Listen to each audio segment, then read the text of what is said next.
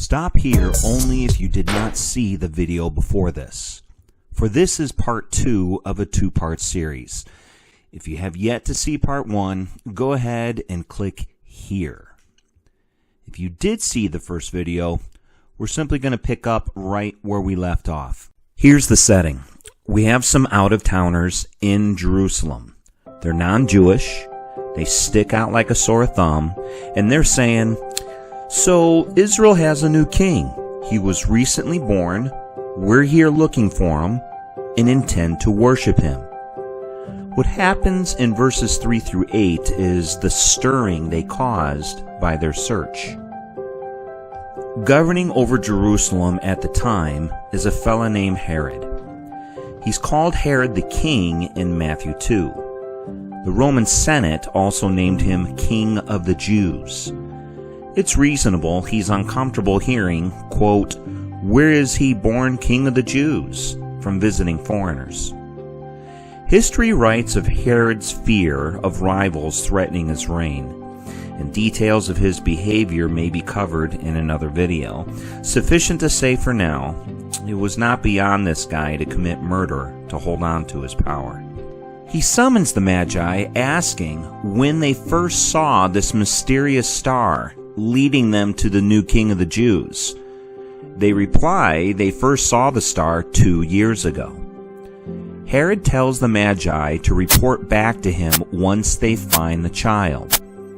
This same chapter reveals Herod's murderous intent. When the Magi part ways from Herod, we pick up on the Magi's response to God's unsolicited outreach. Number 3, they sighted. Verse 9 says, "After listening to the king, they went on their way, and behold, the star that they had seen when it rose went before them until it came to rest over the place where the child was." It is noticed, God is rather step by step as he leads these guys. 2 years before this day, they saw the star. They knew it rested over Jerusalem. They trekked to Jerusalem. Verse 9 shows the star was not always visible. These men saw the star, knew where it rested, and journeyed according to their calculations. Somewhere, when they determined to travel, the star disappeared. So much for continual reassurance. In addition to saying, "Hey, where'd the star go?" they could have said, "Maybe we got it wrong," and "Are you sure we're doing this thing right?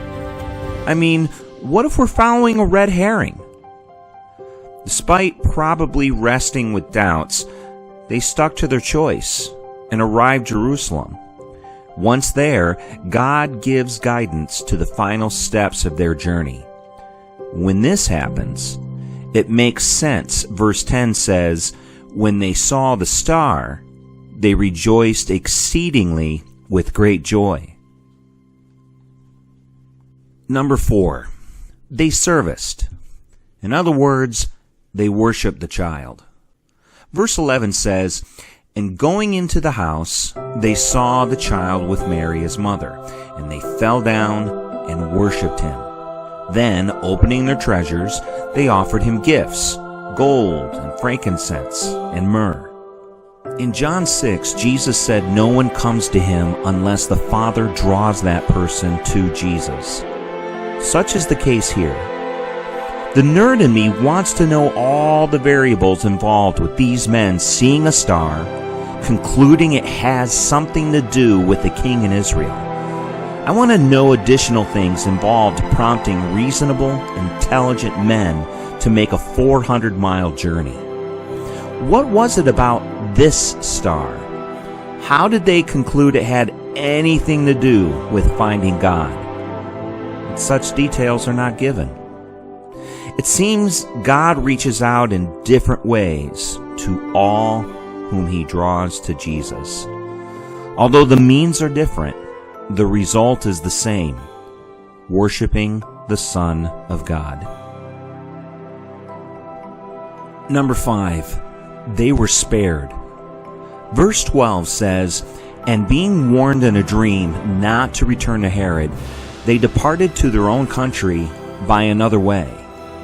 I recognize this, unlike the prior 4 responses, is not their action item. This is simply God extending His grace. You see, in verse 8, Herod instructed these men to report to him. They had every intention of reporting to Herod after visiting the child.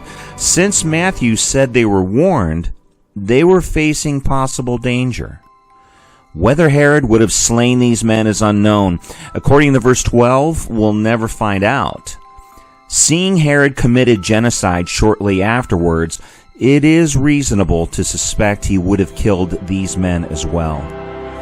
The enemies of God can plan and scheme all they want. They'll never outwit God.